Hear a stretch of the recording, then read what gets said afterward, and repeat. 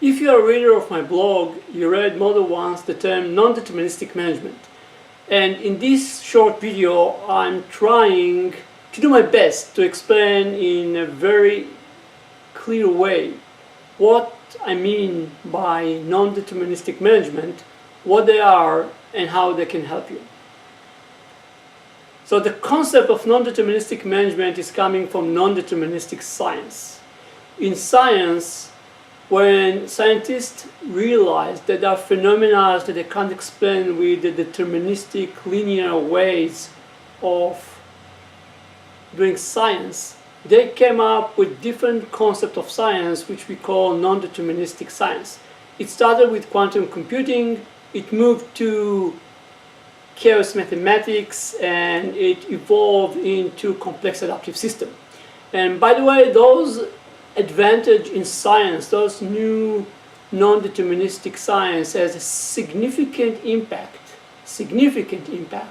on technologies that we are using today.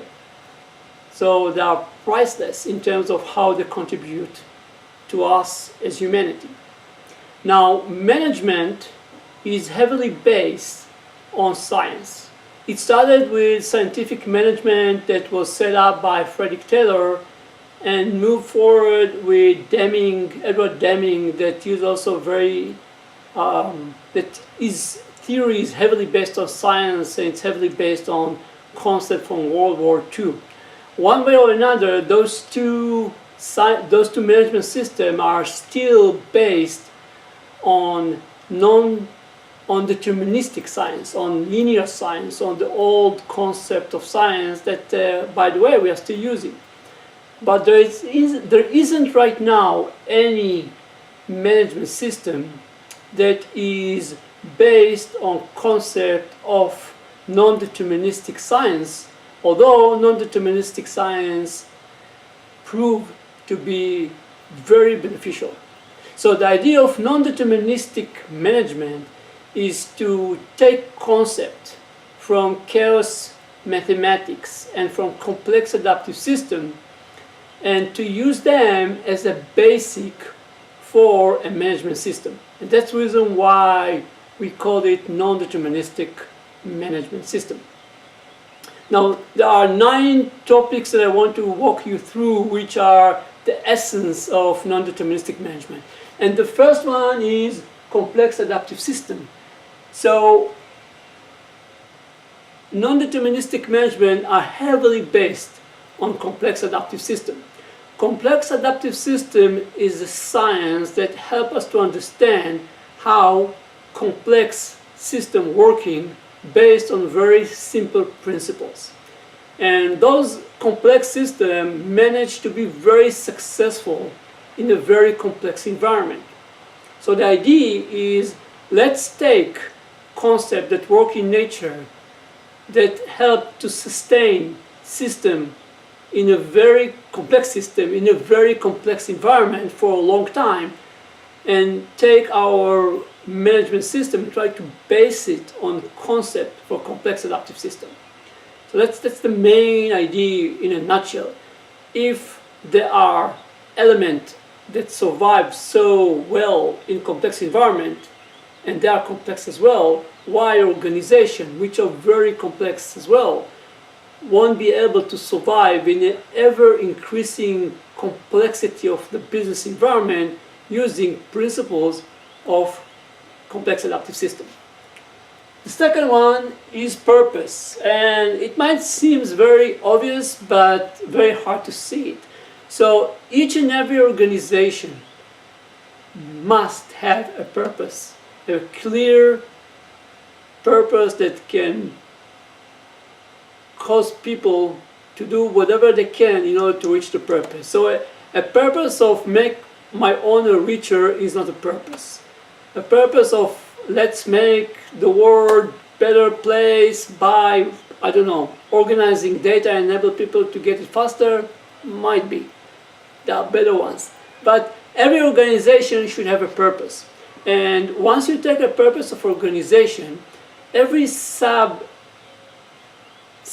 or sub-group within the organization must have a purpose that is directly derived from the organization purpose, not a different purpose that conflicts with the organization purpose, and a purpose that completely derived from the organization purpose. And this idea should be populated all the way down in the fractal structure of an organization. So that's a purpose, very important one. Without a purpose, you can simply, so let's put it that way. If you don't have a purpose for your organization and you don't believe that you need a purpose, you can stop listening right now, because whatever I'm going to say after that is not going to apply to you. And probably you find yourself in a pretty bad shape after a while. So purpose, first of all. Then no central control. So the idea of complex adaptive system is that there is no central control. Your brain is a complex adaptive system, yet there isn't any part of your brain that controls everything. There are different brains that collaborate together. The market is complex adaptive system, yet there isn't any one element in or participant in the market that controls the market. It's uncontrollable. The internet is the same thing. The idea of blockchain is the same thing. So in order to create a complex adaptive system, you need to distribute authority and decision making into the groups and into individuals that are creating the groups. You shouldn't do it with central control, with one element that dictate to all the others what to do. It should be a purpose. This is your direction, but there should be no central control. Sounds weird, but if you try it, you see that it's working better than you think. So that's no central control. Then self-organized team. So the same as in complex adaptive system, element in the organization should group together in order to fulfill certain purpose or to create certain functionality that will help the business to reach its purpose. There shouldn't be any certain element or certain authority that define those groups, that they create roles within the group, that assign people to the group. The group should be agile and nimble enough to start and to find the right balance for themselves between all of their elements, how they are organizing themselves. Once you do that, so yes, if you start it, it's not an easy path. There are a lot of friction in the beginning and everything is moving and looks very chaotic. But after a while, like in nature, like in chemistry, now there is a molecular that works perfectly well. And it's very hard to change this molecular behavior, even if there are extremely disruption coming from the outside. So that's the same idea of self-organized team. You should enable your team to self-organize themselves. It doesn't mean that from time to time they are completely misfunctioning and you need to let them away, or there's a cancer growing with a bunch of self-organized team that their purpose is against the purpose of the organization and you need to take care of it. That might happen. But in a general thinking, you should enable teams to be self-organized. The next idea is no silos. Organization today based on silos. So you have a marketing team, and you have a development, and you have an IT team, and you have a production team, and you have an operation, and you have very clear departments today that each and every department is responsible for certain function within the company. The problem with silos is that by nature there isn't any communication between them, or if there is communication, the communication is more between we and them. And when you have we and them, collaboration by default is not going to be optimized. So the idea is to break silos into hybrid teams that collect expertise from all the current silos and put them in one hybrid team that works together to reach a certain purpose. And probably the best way to think about it is like my hand. So there are at least 3 different systems in my hand. There's a blood, the vessel system, there's a nervous system, there's a bone system. But through every inch in my hand, all of those 3 systems are working together to enable the wonderful thing that the hand can do. It's not that there are 3 different completely separate systems that are working together. And that's the way that organizations should perform as well if they want to deal with the complexity that exists today and will be increasingly more complex in the future. So that's no silos. The second element is governance by feedback loops. Today, organizations are governed by executive, steering committee, and board members. The problem with those committees or boards, we have 5, 6, 12 people that think that they have enough knowledge and understanding to know how the entire ecosystem of the organization, the organization is a system and all the other systems of the organization related to will react if something will happen. And they are completely sure that they can help guiding organization in a certain direction based on their knowledge. But sorry guys, this is completely bullshit. It's not feasible. In order for organization to know what it's dealing with, organization should do what your body is doing. And what your body is doing has tons of feedback loops. And those feedback loops generate a lot of events and data and transform it directly to certain element in your body that know what to do in order to react to those feedback loops. So if you do the same within an organization, if you define a lot of feedback loops or as many as possible feedback loops from your environment that feeds automatically certain groups, hybrid groups, that set up to deal with an effect that comes from certain feedback, you will have the perfect organization operating system that enable to fast and fiercely respond to any feedback that comes from the environment.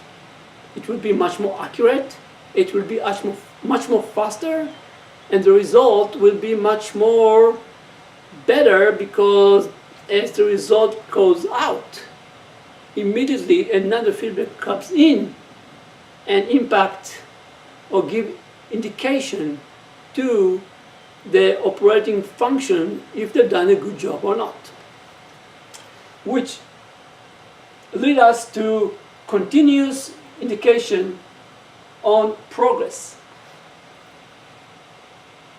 For distributed team, for decentralization, each and every group should have a very clear metrics, we recommend 5, that gives them ongoing indication where they are comparing to the purpose. Are they meeting the purpose? Are they shying away from the purpose? Are they in a flat plateau that doesn't go one step further to the purpose but yet doesn't shy away from the purpose? Those indications should be always available because those indications gives the group an idea as a group, and every element within the group we are managed to do the right thing to reach the purpose, or we're doing something wrong and we are shying away from the purpose. So continuous feedbacks or continuous feedback loops are extremely important, and defining matrices in organization in order to understand where you are is crucial for every team and every role within an organization. Always emerging. So in complex adaptive system, there's the concept of emergent or emergent properties.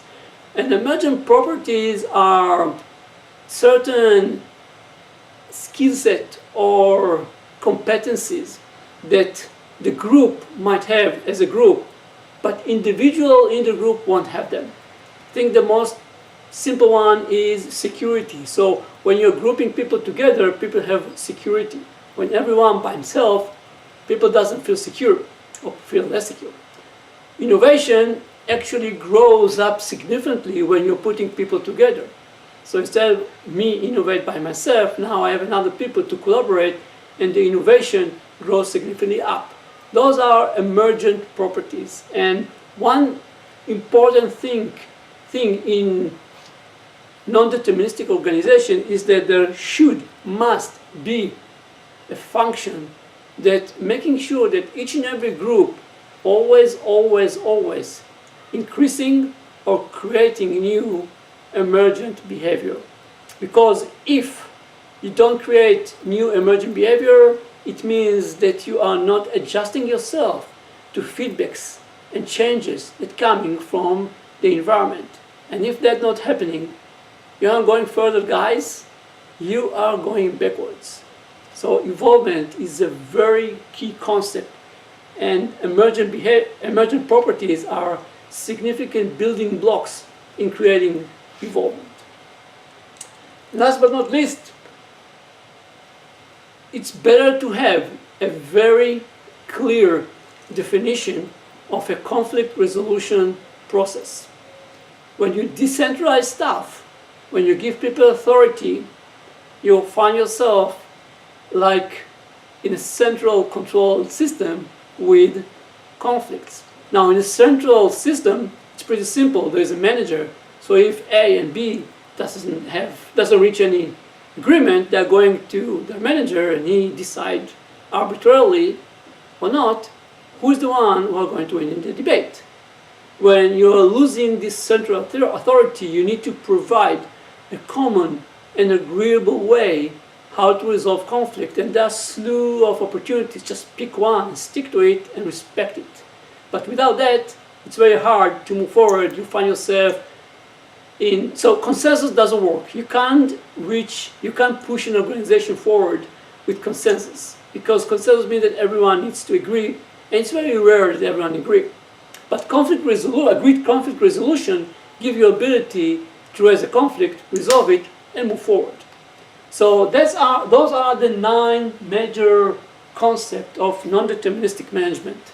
And I truly encourage you to go through them and read a little bit about them more. There's a lot of reading materials on our blog. So I truly believe that in today's world, with the complexity that we are dealing with, you must use some ideas of non-deterministic management on top of the current deterministic management system, the same as non-deterministic science is used on top of the deterministic science. Once you have those two options, you enrich your tool set, and now you have better tools that will enable you to deal with the growing complexity that will keep on growing of the business environment that you are operating within. That's all, guys. Thank you. I hope that I managed to convey the message in a very clear, precise way. If yes, thumb me up. If no, thumb me down and let me know why, so I can be better next time. And that's all for this time. Thank you for your time, and bye.